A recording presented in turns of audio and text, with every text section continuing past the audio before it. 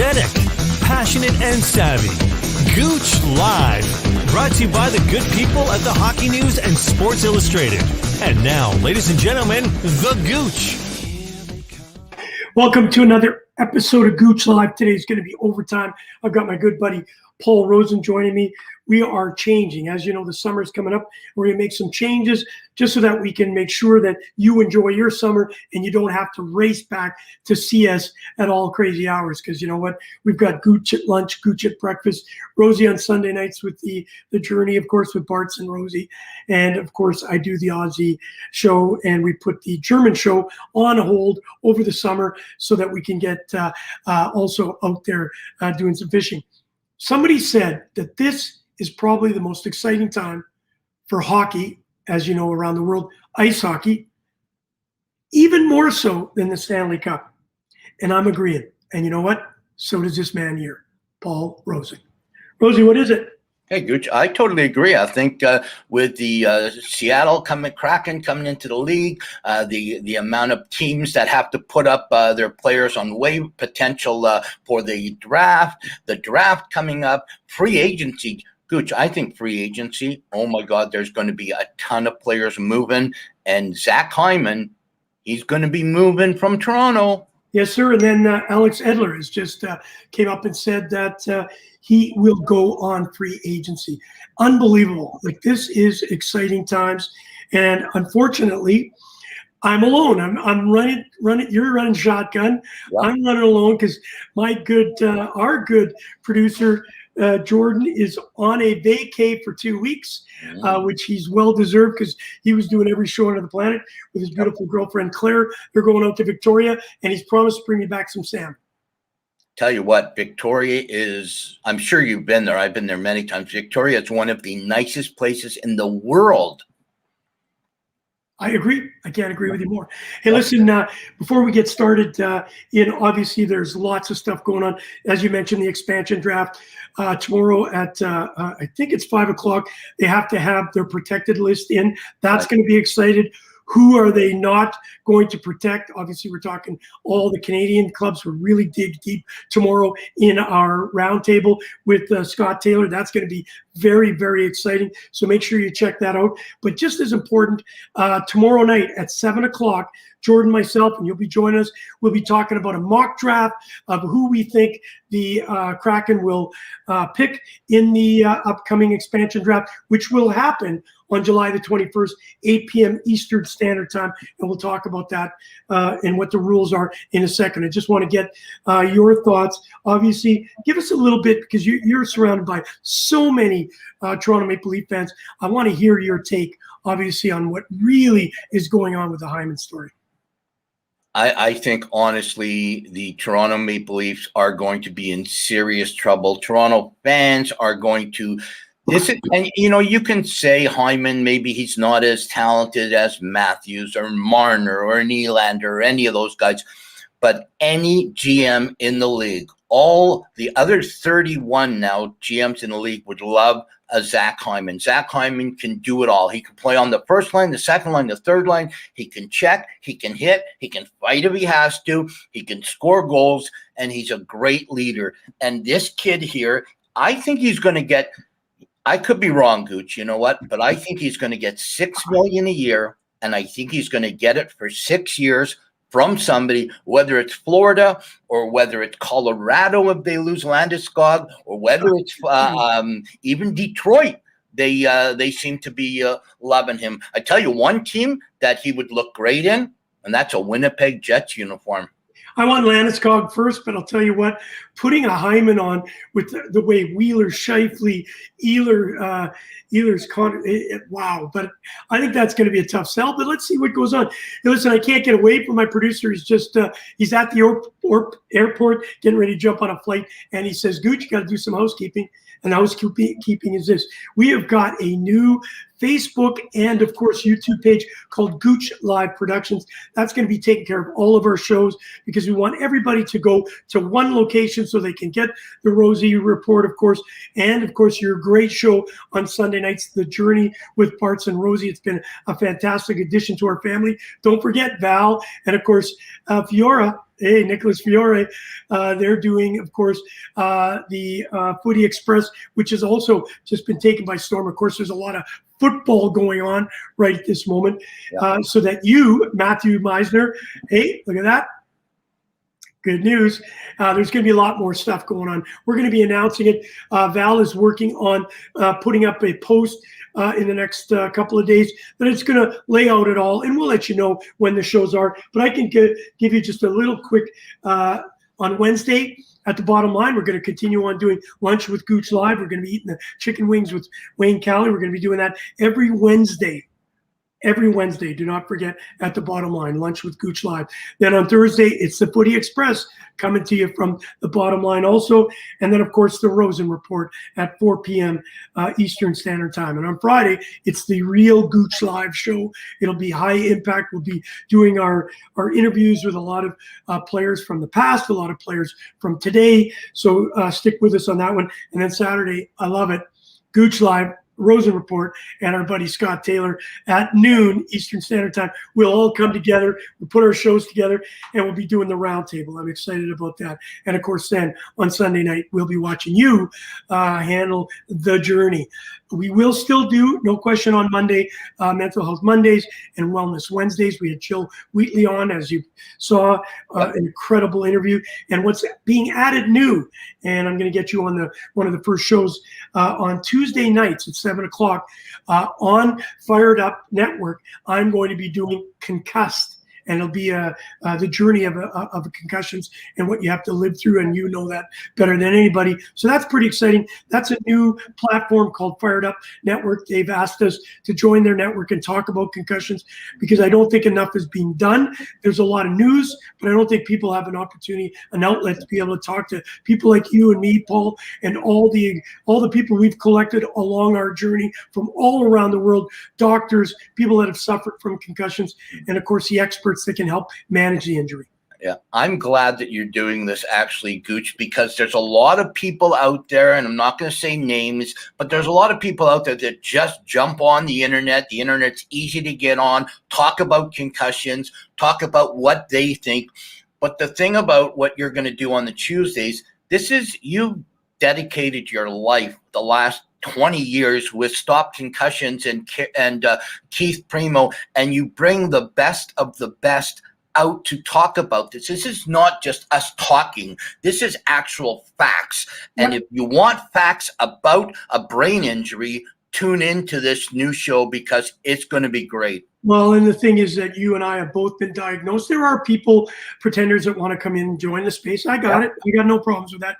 We are legitimate, and we will be here with Concussion, bringing you, and you can call Paul Rosen, Kerry Goulet, Keith Primo, and of course, our really good, he's going to be part of the panel, and along with us all the way, Scott Haller from Shift Concussion Management. Right. You can't find a better person to take care of if you're suffering or one of your loved ones. And of course, then the mental health with Steve Morris is just going to be a super addition. All right, listen, let's get into it. I really think this is going to be one of the most exciting times that we've had this year. The NHL has had some really good opportunities through COVID. It's a challenge. Look what just went on with baseball last night. Obviously, the Yankees have to cancel against the Boston Red Sox. They're actually good. They're playing tonight. I don't understand that. Six guys on the Yankees, and they're playing tonight. Yeah, it's a crazy story. And we saw that in baseball, in hockey too, with the Montreal Canadiens, of course, what very well documented with the Vancouver Canucks. It's been a challenging time, but the NHL pulled it off. And it was a good Stanley Cup final. It was a surprise. Montreal, of course, Tampa, we all thought they would be there. We thought maybe somebody else would be challenging them for a Stanley Cup, but they pulled it off. But now there's going to be so much movement. There's going to be so much excitement. The Kraken are coming in. And of course, with the Kraken expansion draft, what's really interesting, Paul, is 31 teams have to expose players that are on their rosters. And it could be people that you and I will be scratching our heads saying, are you kidding me? That guy's available. And then we'll be able to take that information at 5 o'clock tomorrow afternoon. We'll make a little mock draft. I know Jordan's already done that. He's got his team already picked. And then we'll probably get Stephen Ellis to pop in and tell us some stuff. That's what I think's exciting. Your thoughts on that? I think it's going to be great. I think the Kraken are going to get a player from every single team. Well, not Vegas. They don't get a player Here's from the Vegas. rules, Paul. Paul, thank you. I'm just going to quote it. I know you probably know Go it. ahead. But Tell it us. says the expansion draft, July 21st, 8 p.m. Eastern Standard Time. Exactly what you said. The Kraken will select one player from each team, excluding Vegas. It will be under the same situation that Vegas came into it. So I think, Paul, you're going to comment on this right after this. Everybody's going to expect the Kraken to have the same success as Vegas. Hang on to that one. So it'll be a total of 30 players, 14 forwards, 9 defense, and 3 goalies, just as Vegas. Do you think people are going to be saying, oh, it's easy? Seattle's just going to pick this great roster. Matt Duchene, just throwing it out there. Landeskog, Fleury, and that. It's just going to be a Stanley Cup contender.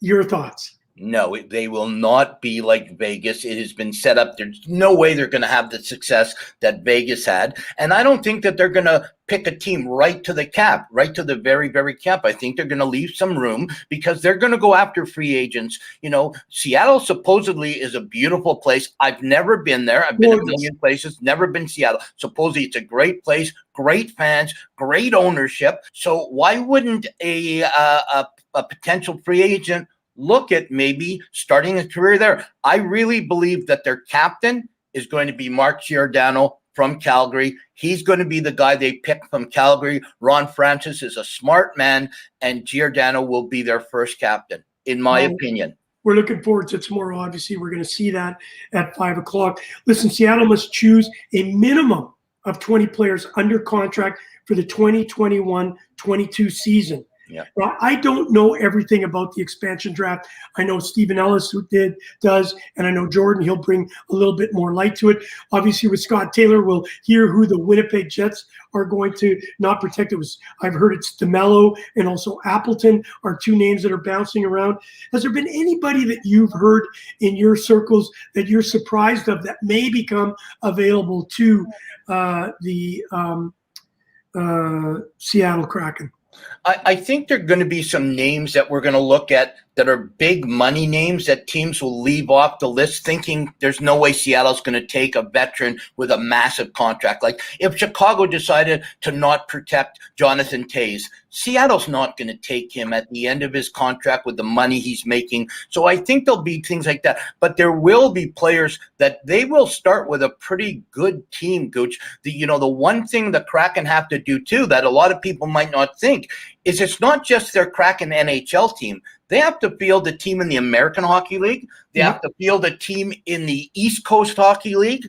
There's like all these different, a team out west. Like every team has to have a certain amount of players in all of these feeder leagues. So they have to take some guys that are maybe not going to make the Kraken roster, but they're going to go to their American Hockey League team.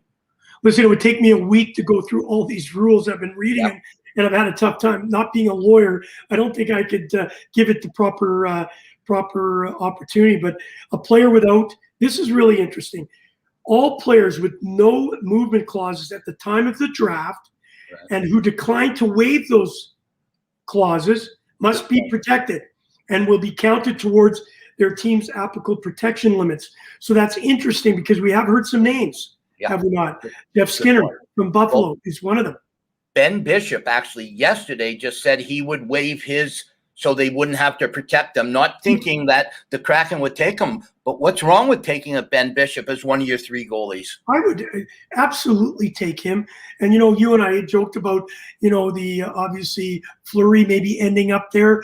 I'm not sure. I don't think they're in a position right now. I think I would hope that Las Vegas can hold on to those 2 great goaltenders. But the one that's really questioning the understanding, obviously we know the Hyman situation. We talked a little bit about that. The Landeskog one is I'm still scratching my melon because Joe Sakic is a intelligent guy. You look at what's gone on in the Wild. Why wouldn't the Wild go after one of those guys? Suter would be a great addition on the back end there. Of course, Parise could also go there, be a captain, be a nice fit. And of course, I think there's so many other names that are going to come over tomorrow that we're going to be excited about. Your thoughts?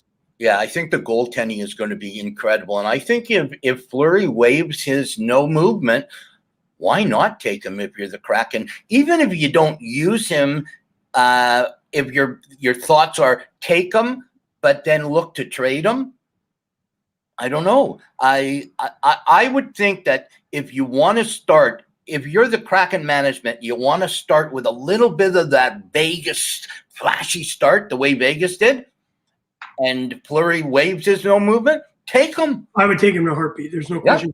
I agree. There was a trade yesterday. Obviously, Graves traded to the Devils by the Avalanche for Maltsev and a pick. Not big news, nothing that's going to earth shatter. Obviously, I think the expansion draft is going to not see many trades happen at this moment. I think everybody's going to wait.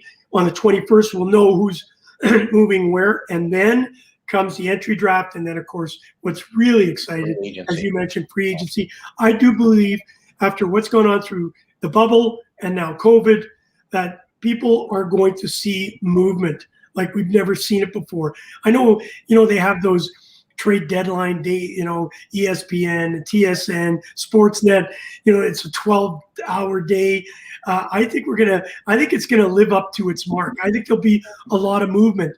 I just think it's in the air. It's time. Obviously, when you hear a guy like Landeskog not excited where he is, Jake Eichel, of course, in the Buffalo story. And I wanted to touch on that because we have to deal with it before we go. Buffalo. Matthew Meisner, who's a big fan of ours, always on our shows. I feel for you, kid, as a Buffalo Sabres fan. What in the world can Buffalo Sabres management do to stop the bleed? It's been a train wreck, as you know, Ralph Kruger, that whole story. And from that, it's just been completely off the tracks. What do they have to do to get it back on track and make it a franchise where people don't forget it is a storied franchise? Yep. They had some incredible, the French Connection. Unbelievable. Yeah. I think what they have to do, Gouche, is they have to start fresh. They have to get rid of a Skinner. They have to get rid of an Eichel. Jack Eichel, I think, is going to get them a lot. The Rangers, whoever he goes to, get rid of those guys, start fresh. Know that it's going to take you 2 or 3 years of being brutal, get some good draft picks, but you got to get people that want to be in Buffalo. You can't have it where continuously the player hears the crowd, the fans saying the guy's a bum. Players have to want to be there. And just like you said it yesterday, and you know what? I don't understand how more people didn't jump on it with the comments that we get during the day. Toronto, you said it, Gouche, yesterday. Toronto, you better be looking for a goalie. There's a lot of goalies out there. Stephen Ellis said it. Jordan LaRoche said it. There's a lot of goalies out there. You're not going to win a Stanley Cup. As terrible as this, yell at me all you want. Jack Campbell's a hell of a goalie as a backup. A solid backup. And you can play 25, 30, 35, 40 games maybe. But you need a number one. Toronto will never win a cup. Remember, you don't have the North Division next year, Toronto fans. You're back to playing everybody. You need a number one goalie, and there's some good ones out there. Hey, you're listening to Gouche Live right here. It's Overtime. I'm with Paul Rosen from the Rosen Report. Obviously, we'll see you tomorrow at noon with our buddy Scott Taylor on the roundtable. I just wanted to say, the Gouche is not very good with Russian names, but I think this is something that's really important to see. I don't know if you saw some of the highlights, if you want to call the highlights, from the funeral for the goaltender Elvis Merzlenskins and Matthias Kivleniks died a hero. It is unbelievable when you read all the stories, what happened with this young kid. That's what Columbus goaltender Elvis had said about this young Matthias Kivleniks. Yeah. I hope I'm saying it right. Yeah, you know what? Kiwi is his nickname, and I think we're trying our best with names, but the bottom line is this kid was supposedly an incredible human being. Well, and he took the bullet, if you want to call it, which we all know that firecrackers and fireworks are there are so many injuries that are happening I know New Year's Eve in Germany, it's one of the number one injuries, people getting hurt by fireworks. I think we take it way too lightly and we don't control it. So I do want to make mention that I watched a tearful tribute to this young man. And Elvis did say, along with a bunch of his friends, he died a hero. I also want to say a lot goes out to all of my friends in Germany. Obviously, we're seeing the devastation of the floods that are going on in the city that I originally started, Eschweiler. There's massive floodings, deaths. They actually had a picture of the hospital when I had my original concussion, and I was taken to that hospital that I stayed at. They had to evacuate all their patients, which is just an absolutely incredible. And of course, I know, Paul, it was touching for you too with the Barrie situation. What is going on with our weather system? We've got fires, we've got hurricanes, tornadoes, and of course, what's going on in Europe and in Germany and Belgium and Holland and Germany right at this moment. Our hearts go out to anyone that loses a loved one, anyone that's displaced from their homes. We're thinking of you, and we hope that it comes under control. Yeah, we don't like to get political on Gouche for that live productions and all the shows that you do, and I've known you a long time, but anybody that doesn't think there's global warming, come on, give your head a shake. And, Brad Barkle, my buddy, a friend of yours, my co-host on The Journey, his in-laws live in Barrie. Brad Bowden, one of my teammates for years, he lives in Barrie. Thoughts go out. Thank God. Yes, absolutely. Thank God there weren't a lot of damage, a lot of property damage, but I don't think anybody lost their life unbelievably. Not yet. I think there are some injuries. We don't know how serious, but certainly our thoughts and prayers to everybody that's going through it. Hey, Paul, listen, another great show. Thank you for joining me on OT, Gouche Live Overtime. Jordan, if you're still watching, enjoy your holidays. We really miss you because I'm having a tough time figuring out all these buttons. So it's not that I'm being disinterested when you're talking, Paul. I'm trying to move. I can barely just talk into the screen without the buttons, and I've been in the studio at the house, so I know how difficult it is. Jordan, have a great time in Victoria. I'm looking forward to noon tomorrow. You, me, and Scott Taylor. A lot of names are going to be, Allied Van Lines is going to be the most happy people in the world because they're going to be moving a lot of people. Yeah, we're excited. And of course, join us at 12. We'll get it started with some predictions. At 7, we will actually know.